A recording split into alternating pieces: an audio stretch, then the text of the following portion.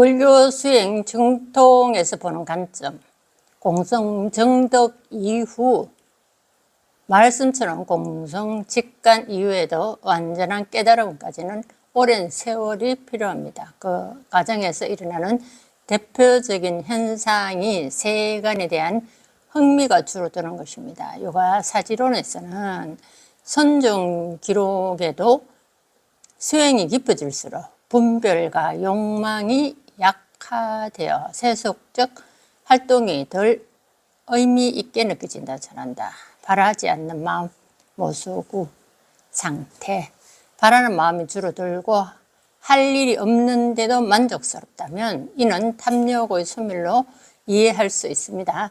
이것은 오히려 수행이 깊어졌다는 징표일 수도 있습니다. 사람들과 어울리기 싫어지는 마음.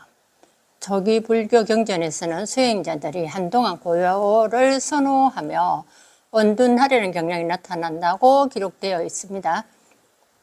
하지만 부처님은 이것은 오래 지속되면 자칫 자기 안에만 머무는 집착이 될 수 있다고 경계하셨습니다. 그래서 깨달음을 향한 길에서는 고요 속의 수행과 자비 실천을 균형 있게 하라는 강조하셨습니다. 자비 수행과 균형은 뭐예요? 실천. 이론만 수행만 하지 말고 돼. 자비 실천은 사회 속에서 저절로 돼요. 굳이 내가 이거 자비 실천이다 어떻다가 아니고 하다못해 그랬잖아. 이웃에 어려운 일 있으면 도와주는 거 이거 자비 실천이잖아요. 그러니까 그런 거는 온전한다고 해서 가만히 있는 게 아니에요. 뭐 산중에 살다 모르겠어요. 뭐 생활 필수품이 필요하면 어때요? 시장도 가고 마트도 가고 가다 보면 어려운 일이 있으면 자비 실천이 저절로 됩니다. 뭐 안 할라 해도 안 돼요. 저절로 돼요.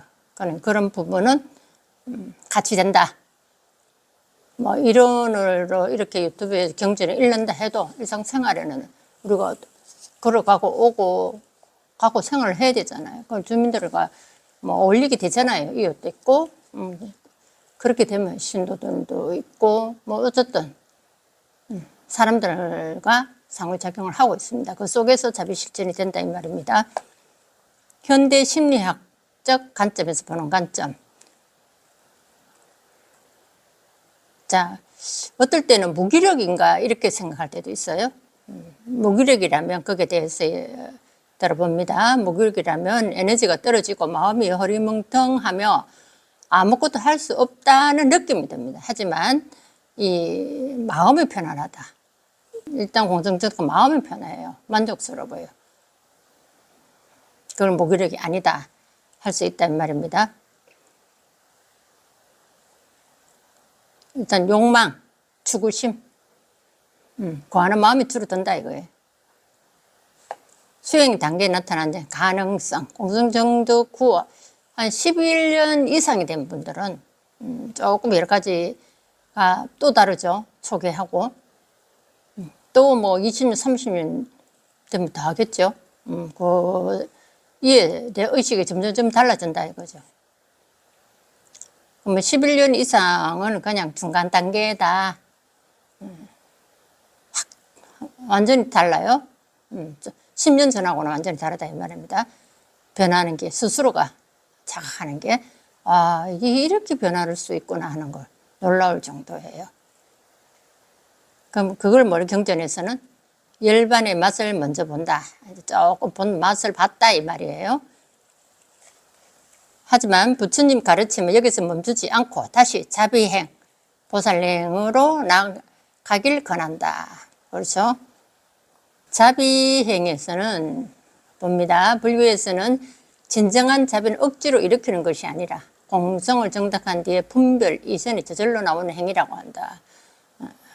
환경에서도 이런 표현이 있습니다. 보살은 중생을 구제하되 구제한다는 생각조차 없다. 즉 생각으로 자비심을 내야지 하고 나가기보다는 손이 먼저 간다. 딱 넘어지면 내가 탁 도와줘서 일으키잖아. 이게 손이 먼저 간 거잖아요. 이건 무주상보시라고 그래요. 집착 없는 자비의 실천이다. 내가 어떻게 도와줘야 되겠다. 저 사람 어떻겠다. 이런 생각 전에 몸이 먼저 움직였다 이 말입니다. 이거는 우리 누구나 뭐 다 그렇게 하죠. 그렇게 지나가진 않습니다. 지금의 상태는 무기력이나 해피가 아니라 바라는 마음이 없고 고요에 머물며 필요한 순간에 절로 손이 나가는 자비예요. 수행 중 나타나는 현상과 참된 자비. 수행을 오래 하다 보면 이전에 즐겁던 일들이 더 이상 마음을 끌지 않고 오히려 고요히 머무는 것만으로도 만족할 때가 있습니다. 또 누군가를 도와줄 때에도 생각하기 전에 몸이 움직여 행동으로 도와준다. 수행 중 나타난 자연스러운 형상, 세속적 욕망이 줄어듦, 공성정덕 이후에는 점차 바람이 사라진다. 더 얻고 싶은 마음이 줄고 그냥 있는 그대로 충분하다고 느끼죠. 이건 구하는 마음이 없다는 얘기죠. 고요와 만족의 체험, 할 일이 없어도 만족스럽고 그냥 존재하는 것 자체가 편안하다. 이것은 무기력이라기보다 탐욕이 줄어든 징표일 수 있습니다. 사람들과 어울리기 싫어짐, 한동안 번잡한 인연보다 고요 속에 머무는 것을 선호할 수 있습니다. 조기 경전에는 수행자들이 이런 과정을 겪는다고 전해집니다. 불교적으로 이해하기, 바라지 않음의 상태. 요가 사지론에서는 이것을 일반의 맛을 먼저 본다라고 표현합니다. 완전히 깨달음은 아니지만 이미 고요와 자유의 한계를 느끼는 단계입니다. 자비심의 변화.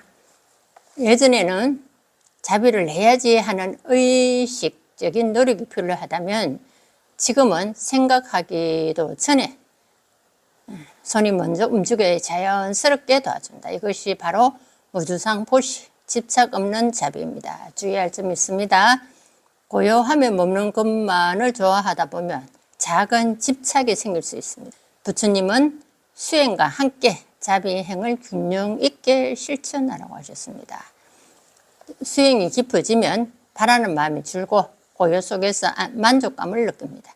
그리고 자비는 머리로 내는 것이 아니라 저절로 손발로 흘러나옵니다. 이것이야말로 수행이 무르익었을 때 드러나는 자연스러운 표현입니다. 무기력을 걱정할 필요 없습니다. 그렇게 이게 무기력인가? 왜 이렇게 내가 편안하지? 이런 생각이 들 때 있습니다. 그럴 때 스스로를 점검해 봅니다. 고요 속에 머무는 기쁨과 자비의 실천을 함께 지녀야 더 깊은 성숙으로 나아갈 수 있습니다.